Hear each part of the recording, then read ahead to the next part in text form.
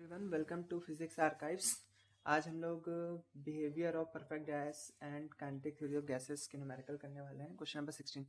इसके पहले 15 क्वेश्चन जो थे इस बुक के वो पिछली वीडियोस में हो चुके हैं, तो आप वहां से देख सकते हैं। अगर आपने अभी तक मेरा चैनल सब्सक्राइब नहीं किया तो सब्सक्राइब भी कर दीजिए, बेल आइकन भी प्रेस कर दीजिए और ज़्यादा से ज़्यादा इसको शेयर भी कीजिए।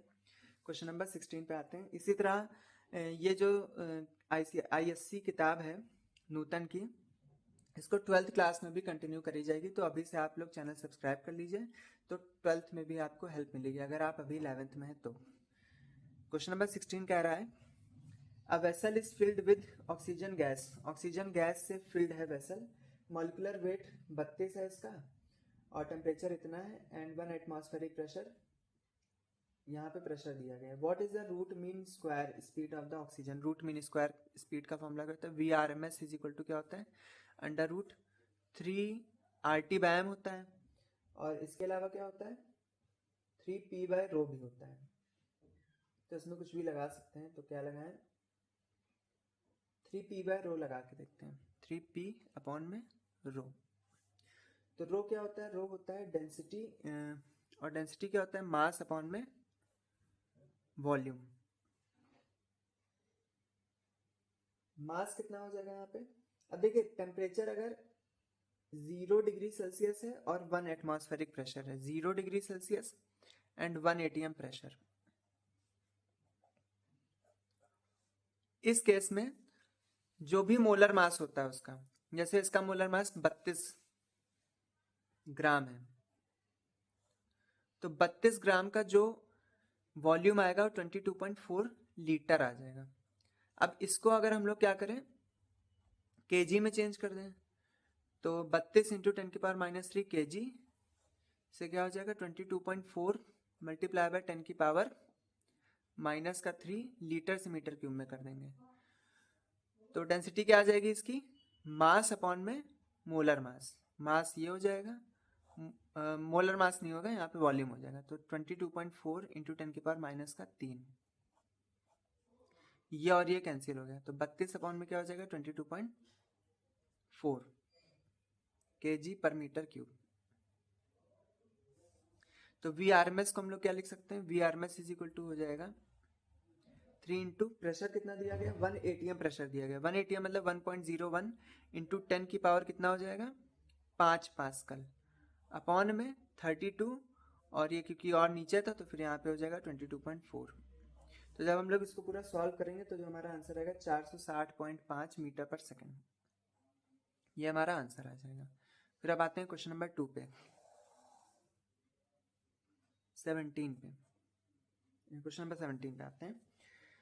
The mass of molecule of krypton is 2.25 times the mass of hydrogen molecule. A mixture of equal masses of these gas is enclosed in a vessel.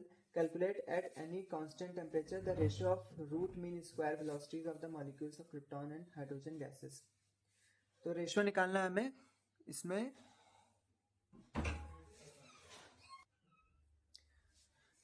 तो VRMS क्या होता है? VRMS होता है √3RT/m। ये क्या है? मोलर मास है।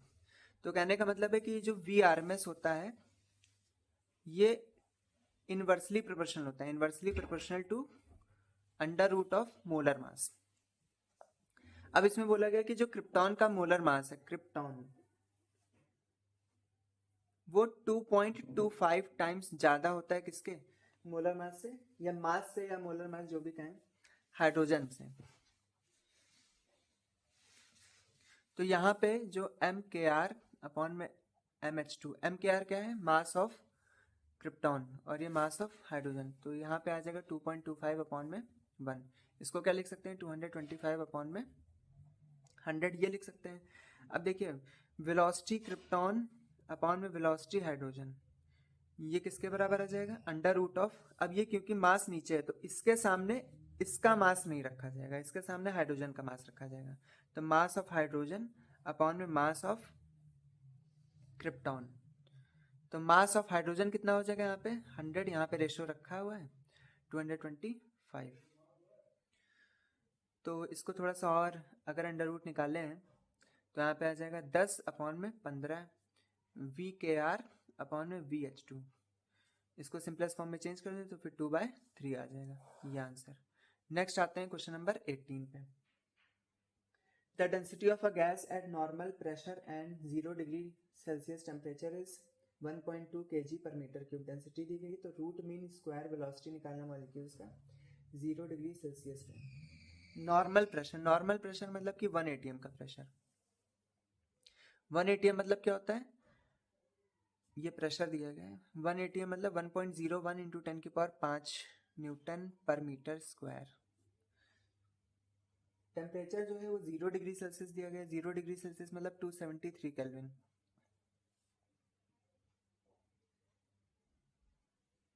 रूट मीन स्क्वायर वेलोसिटी निकालना है हमें। तो रूट मीन स्क्वायर वेलोसिटी के लिए हम लोग क्या कर सकते हैं, P/में रो लगा सकते हैं। इसमें क्या डेंसिटी दी गई है, डेंसिटी भी दी गई है। डेंसिटी जो दी गई है 1.2 kg/m³। तो VRMS की वैल्यू क्या हो जाएगी, √3P/रो। तो √3P, P की जगह पे हो जाएगा 1.01 × 10⁵ अपॉन में रो की वैल्यू 1.2 हो जाएगी। तो जो VRMS की वैल्यू आएगी हमारी वो आ जाएगी 500 कुछ मीटर/सेकेंड, ये आंसर।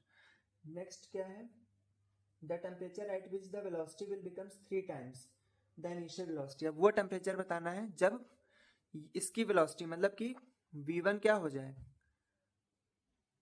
वो V2 का 1/3 हो जाए। मतलब कि जो V2 है वो तिगुना हो जाए V1 का। तो टेम्परेचर आप यहाँ पे जैसे देख सकते हैं कि टेम्परेचर क्या होता है, डायरेक्टली प्रोपोर्शनल होता है पर होता है अंडर रूट में। तो यहाँ पे हम लोग क्या कर सकते हैं, V1/V2 is equal to √T1/T2। तो यहाँ पे आ जाएगा √T1 की जगह पे क्या लिखेंगे 273 अपॉन में इस टेम्परेचर की जगह पे T2, और ये V1/V2 का जो रेशियो दिया गया था 1/3 दिया गया था। अब इसको थोड़ा आगे सॉल्व करते हैं। इसको जब हम लोग लिखेंगे फिर से तो V1/V2 इज इक्वल टू क्या हो जाएगा, √T1/T2 is equal to √273 upon में T2। तो यहाँ पे 1/3 हो जाएगा √273 अपॉन में T2। तो यहाँ पे 1/9 इज इक्वल टू 273 अपॉन में T2। सो T2 की वैल्यू क्या हो जाएगी 273 मल्टीप्लाई बाय 9। तो 9 3 जा क्या हो जाएगा 27, 63, 65, 6, 18, 2, 4, 5, 7 केल्विन। अब इसको क्या करना है हमें, 273 से माइनस करवा देंगे, -273। तो कितना आंसर आ जाएगा हमारा 2184 डिग्री सेल्सियस। ये हमारा फाइनल आंसर है। नेक्स्ट क्वेश्चन क्या है 19, the root mean square velocity of helium atoms at normal temperature and pressure is 1300 मीटर/सेकेंड। Calculate density of helium at 0 degree Celsius. 0 degree Celsius पे डेंसिटी निकालनी, the mass of the helium atom. तो सबसे पहले तो यहाँ पे दिया गया है डेंसिटी निकालने के लिए बोला गया है। तो रूट मीन स्क्वायर वेलोसिटी क्या होती है, VRMS is equal to √3P by density. Density को रो से डिनोट करते हैं। यहाँ पे कितना आ जाएगा 1300 is equal to √3P। P की जो वैल्यू दी गई है यहाँ पे वो normal temperature and pressure. Normal temperature and pressure मतलब कि यहाँ पे 1.01 × 10⁵ हो जाएगा, ये हो जाएगा। अपॉन में डेंसिटी ये हो जाएगी। अब इधर अंडर रूट लगा है तो इधर स्क्वायर हो जाएगा। तो यहाँ पे कितना आ जाएगा 169,1212 इज इक्वल टू 3 × 1.01 × 10⁵ और यहाँ पे डेंसिटी। तो यहाँ पे जो डेंसिटी की वैल्यू आएगी हमारी, सब पूरा डिवाइड मल्टीप्लाई करके वो आएगी 0.179 kg/m³। ये आ जाएगा। फिर नेक्स्ट क्या बोला है इसमें, मास ऑफ हीलियम एटम का कितना मास होता है ये बताना है। तो हमें एक चीज तो पता ही है कि हीलियम एटम का जो मोलर मास होता है, मोलर मास वो कितना होता है, 4 ग्राम होता है, 4 ग्राम। पर ये 4 ग्राम कितना होता है, कितने मॉलिक्यूल्स का होता है, 6.022 इंटू 10⁻23 हीलियम एटम्स का होता है। अगर इतने हीलियम एटम्स का मास 4 ग्राम दिया गया है तो एक का कितना हो जाएगा, 4 डिवाइड बाय 6.022 इंटू 10⁻23। तो जो हमारा फाइनल आंसर आएगा वो आ जाएगा 6.64 इंटू 10⁻⁻24 ग्राम। ये फिर नेक्स्ट क्वेश्चन पे आते हैं, question number 20। The density of hydrogen eight normal temperature and pressure is this. What will be the root mean square speed of its molecules? Root mean square speed निकालना है। What of oxygen if oxygen is 16 times heavier than the hydrogen? तो सबसे पहले इसमें क्या निकालते हैं, root mean square velocity of the molecules of hydrogen. तो वी आर एम एस क्या हो जाएगा, यहाँ पे फॉर हाइड्रोजन लिख देते हैं, for hydrogen H2 3 into P, P की जगह पे क्या लिखेंगे, ये एनटीपी का प्रेशर है, मतलब कि 10⁻5 यहाँ पे रखना पड़ेगा, 1.01 इंटू 10⁻5। और इसका जो मोलर मास हो जाएगा, अच्छा यहाँ पे डेंसिटी रखते हैं, तो डेंसिटी क्या हो जाएगा, डेंसिटी 0.09। तो जो इसका वी आर एम एस की वैल्यू आएगी 1.84 इंटू 10⁻3 आ जाएगा मीटर पर सेकेंड। थोड़ा सा इसको आप सॉल्व कर लीजिएगा, आंसर आ जाएगा आपका। अब नेक्स्ट क्या है, वॉट ऑफ ऑक्सीजन, ऑक्सीजन की कितनी वैल्यू होगी आरएमएस की। तो ऑक्सीजन में क्या क्या डिफरेंट रहता है, ऑक्सीजन में यहाँ पे डेंसिटी डिफरेंट रहती है, ठीक है। डेंसिटी क्या होता है कि मास अपॉन में मोलर मास होता है, तो वॉल्यूम मास अपॉन में वॉल्यूम होता है, डेंसिटी क्या होता है, मास अपॉन में वॉल्यूम। तो एनटीपी पे 22.4 लीटर, 22.4 लीटर, चाहे वो हाइड्रोजन हो चाहे वो ऑक्सीजन हो, ठीक है। एक मोल हाइड्रोजन हो, एक मोल इसमें लिख देते हैं, एक मोल हाइड्रोजन या फिर एक मोल ऑक्सीजन हो, उनका जो वॉल्यूम रहता है वो 22.4 लीटर ही रहता है, ठीक है। तो वॉल्यूम तो इसमें सेम हो जाएगा, बचेगा क्या, मास। तो डेंसिटी की जगह पे हम लोग यहाँ पे अगर मोलर मास भी रख दें तब भी काम चल जाएगा, प्रेशर तो सेम रहना है, 3 भी सेम रहना है, तो कट हो जाएगा। तो हम लोग देख सकते हैं कि जो वी आर एम एस होता है वो किसके इनवर्सली प्रोपोर्शनल होता है, अंडर रूट ऑफ एम। और इसमें एक चीज और बोली गई है कि जो मास है हाइड्रोजन का H2 का और मास ऑक्सीजन का जो है O2 का, तो हाइड्रोजन का मास जो होता है वो उसमें अगर 16 मल्टीप्लाई करते हैं कि mass of oxygen is 16 times of hydrogen, ये इसमें क्वेश्चन में गिवन है। तो अब यहाँ पे क्या करेंगे हम लोग, V ऑफ ऑक्सीजन अपॉन में V of hydrogen is equal to under root of, यहाँ पे हम लोग मोलर मास रखेंगे। तो इसके सामने हमें क्या रखना पड़ेगा, इसका मोलर मास नहीं रखना पड़ेगा क्योंकि वेलोसिटी के मोलर मास क्या होती है, इनवर्सली प्रोपोर्शनल। तो इसके सामने हाइड्रोजन का रखना पड़ेगा, तो हाइड्रोजन का रेशियो में रख देते हैं 1 अपॉन में क्या हो जाएगा 16, यहाँ पे इस तरह से। तो यहाँ आ जाएगा 1 अपॉन में 4। वेलोसिटी ऑफ ऑक्सीजन यहाँ पे निकालना है, हाइड्रोजन की कितनी दे रखी है, कितना निकाला था 1.84 into 10⁻3। So V R M S of O2 कितना आ जाएगा, 4 से इसको डिवाइड करा देंगे तो कुछ आपका आंसर आएगा 4.6 इंटू 10⁻2 मीटर पर सेकेंड। नेक्स्ट क्वेश्चन क्या कह रहा है, क्वेश्चन नंबर 21 कि अगर root mean square speed oxygen molecules की 150 है तो कैलकुलेट करना है root mean square speed hydrogen molecules की। तो इसमें भी वही चीज लगाएंगे, क्वेश्चन नंबर 21 यही चीज सेम चीज लगेगी। तो VO2 हमें पता है, VO2 कितना दे रखा है 150, VH2 हमें नहीं पता है, अंडर रूट ऑफ 1 अपॉन में 16, तो क्या आ जाएगा 1/4। सो VH2 की वैल्यू कितनी आ जाएगी, 150 multiply by 4 is equal to 600 metre पर सेकेंड, ये हमारा आंसर है। नेक्स्ट है क्वेश्चन नंबर 22। तो 22 में भी वही फंडा लग रहा है कि वी आर एम एस क्या होता है, वी आर एम एस आपको पता है अंडर रूट ऑफ क्या होता है 3RT बाय मोलर मास। तो तो वी आर एम एस क्या हो जाएगा, डायरेक्टली प्रोपोर्शनल हो जाएगा अंडर रूट ऑफ टी के।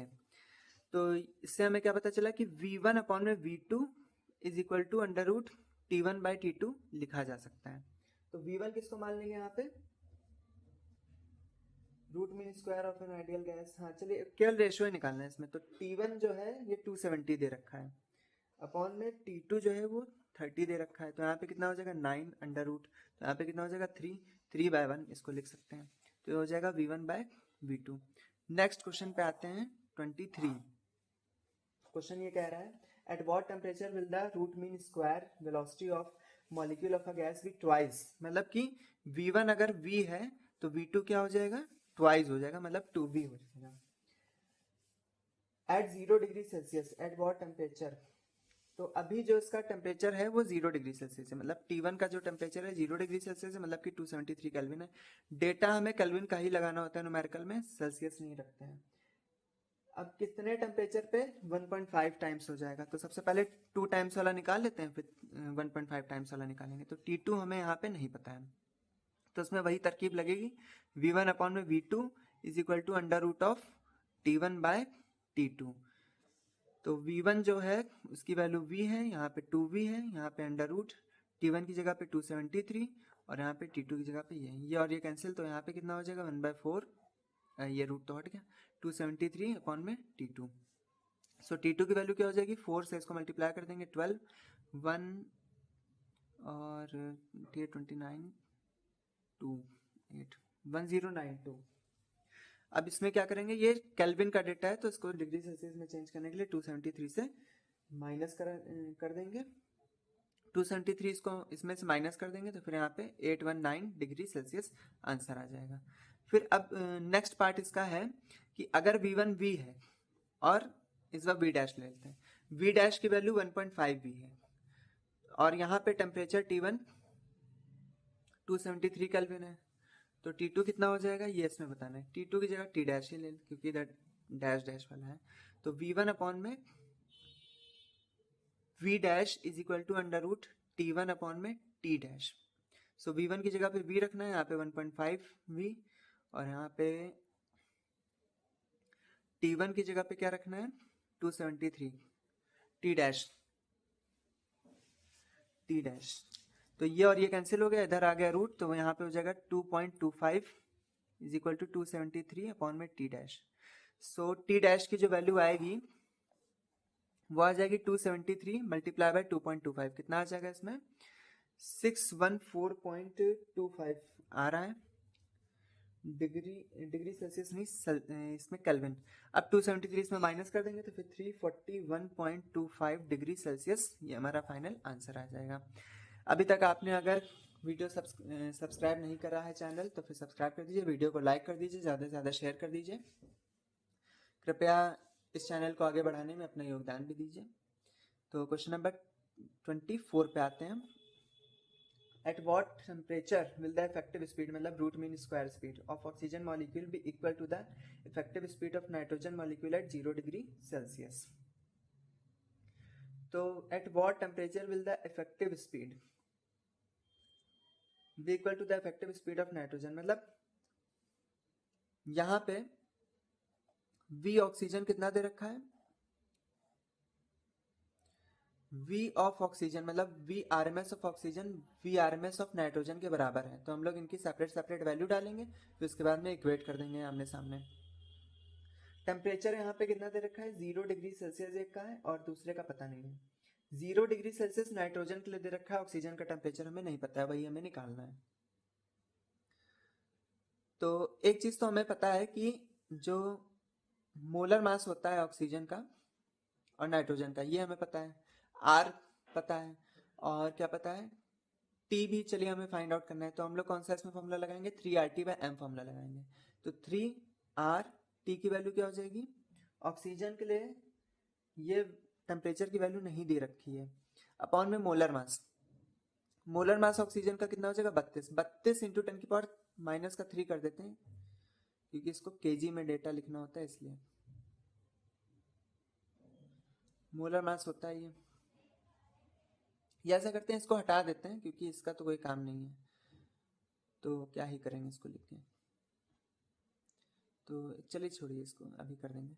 तो VN2 कितना हो जाएगा यहाँ पे 3R, इसका टेम्परेचर दिया गया है 273 अपॉन में नाइट्रोजन का जो मोलर मास होता है 28 होता है, 2 × 10⁻³ अब इसको अपॉन में रखना है ये, तो ये दोनों तो कट जाएंगे क्योंकि क्या है दोनों बराबर है। क्वेश्चन में गिवन है कि VO2 क्या है VN2 के बराबर है, तो यहाँ पे क्या आ जाएगा 1/1 इज इक्वल टू पूरा अंडर रूट ले लेते हैं। देखिए ये R से R ये कैंसिल हो गया, इससे ये कैंसिल हो गया, इससे ये कैंसिल हो गया, बचेगा क्या T/273, तो T ऊपर 273 नीचे, मल्टीप्लाई बाय यहाँ पे 32 और 28 ऊपर चला जाएगा, तो नीचे 32 और 28 ऊपर चला जाएगा, अंडर रूट लगा हट जाएगा क्योंकि इधर तो 1 ही था। तो यहाँ पे क्या लिख सकते हैं 273 मल्टीप्लाई बाय 32 अपॉन में 28, ये टेम्परेचर आ जाएगा। तो जो फाइनल टेम्परेचर आएगा हमारा सॉल्व करके कितना आ जाएगा, ये और ये कट कर दिया 7 और 8, 273 मल्टीप्लाई बाय 8 डिवाइड बाय 7, तो आ जाएगा 312 केल्विन। अब इसको अगर डिग्री सेल्सियस में चेंज करते हैं तो 273 माइनस कर देंगे तो फिर आ जाएगा 39 डिग्री सेल्सियस। नेक्स्ट है क्वेश्चन नंबर 25। क्या कह रहा है क्वेश्चन नंबर 25, जो रूट मीन स्क्वायर स्पीड है ऑक्सीजन मॉलिक्यूल्स की वो कितनी दे रखी है 460 मीटर पर सेकंड दे रखी है। What will be the speed of helium molecules at 40 degree Celsius, तो 40 डिग्री सेल्सियस पे कितना स्पीड होगी हीलियम मॉलिक्यूल्स की। अगर molecular weight of oxygen is 32 ग्राम पर मोल एंड हीलियम इज 4 ग्राम पर मोल, तो इसमें भी वही चीज है कि एक की स्पीड दी गई है, ऑक्सीजन की स्पीड दी गई है, तो oxygen for oxygen molecules, oxygen molecules जो इसमें VO2 आएगा वो क्या आ जाएगा अंडर रूट 3R, T की वैल्यू क्या हो जाएगी 0 है तो फिर 273 अपॉन में मोलर मास को क्या लिखेंगे 32 ग्राम पर मोल दिया गया, इसको केजी में लिखा था लेकिन यहाँ पे लिखने की कोई जरूरत नहीं क्योंकि हमें रेशियो में सब कैलकुलेशन करनी है ना, तो यहाँ पे मत लिखिएगा। अब आगे क्या लिखते हैं फॉर ऑक्सीजन मॉलिक्यूल्स के अलावा क्या दिया गया हीलियम मॉलिक्यूल्स, हीलियम मॉलिक्यूल्स,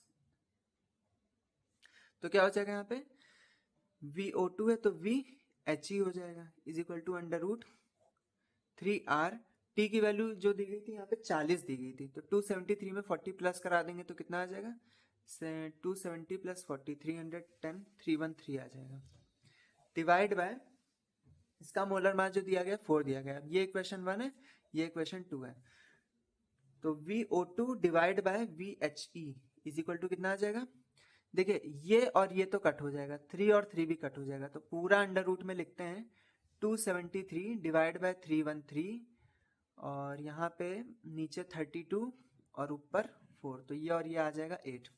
अच्छा एक चीज हमें और दी गई थी यहाँ पे, चलिए पहले इसका अंडर रूट निकाल लेते हैं, तो 273.109 आ रहा है, कुछ 0.109 इतना आ रहा है, इसका भी अंडर रूट निकालना है,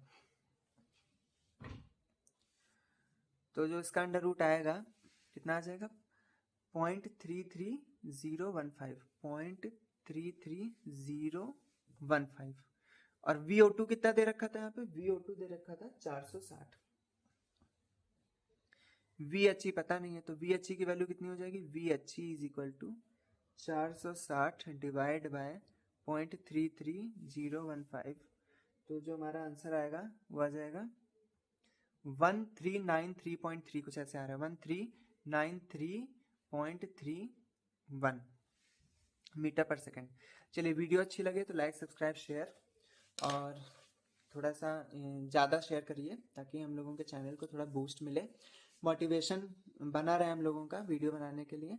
तो thank you so much, bye.